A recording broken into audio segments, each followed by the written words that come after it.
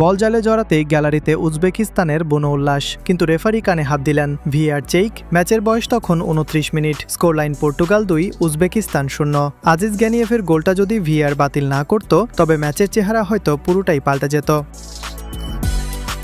কিন্তু এরপর যা ঘটল সেটা স্রেফ পর্তুগিজ মাস্টার ক্লাস। আর জোড়া গোল করেও ক্রিস্টিয়ানো রোনালদোর চোখে মুখে ছিল একরাশ অদ্ভুত আক্ষেপ। স্কোরবোর্ড বলছে ৫-০। উজবেকিস্তানকে রীতিমতো উড়িয়ে দিয়েছে পর্তুগাল। কিন্তু যারা পুরো ৯০ মিনিট স্ক্রিনের সামনে বসেছিলেন তারা জানেন এই রেজাল্টের পেছনের গল্পটা কতখানি থ্রিলিং। ম্যাচের মাত্র ৬ মিনিটেই শুরু হয় পর্তুগালের শো। ডান দিক থেকে জোয়াও ক্যান্সেলোর নিখুঁত এক ক্রস, আর বক্সের ভেতর থেকে CR7-এর সেই ট্রেডমার্ক ফিনিশ। লিড নেয় পর্তুগাল।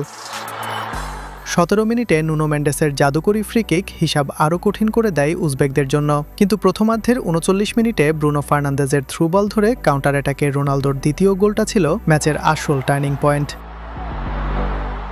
৩-০-তে লিড পর্তুগালের। রোনালদো তখন মরিয়া হ্যাট্রিকের খোঁজে। ঠিক প্রথমার্ধের যোগ করার সময়ে ক্যান্সেলোর ক্রসে রোনালদোর শট ব্লকড। দ্বিতীয়ার্ধেও থামেনি এই হাঙ্গার। ৫৮ মিনিটে ব্রুনোর আরেকটা থ্রু বল, বক্সের ভেতর থেকে রোনালদোর ডান পায়ের বুলেট শট। কিন্তু গোলরক্ষক নেমাতোভ এবার যেন নিচ্ছিদ্র ডিফেন্স।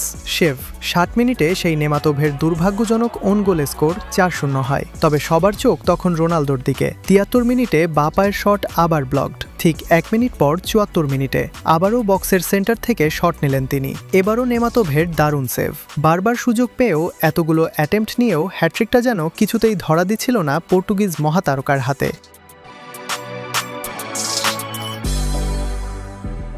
হ্যাট্রিক মিসের এই হতাশার মাঝেই ম্যাচের শেষ পেরেকটা ঠুকে দেন রাফায়েল লিও। ৮৭ মিনিটে বক্সের ভেতর থেকে টপ লেফট কর্নারে তার ফিনিশটা ছিল রীতিমতো চোখ কপালে তোলার মতো। ৫-০ গোলের এই বিশাল জয় নিশ্চিত হয়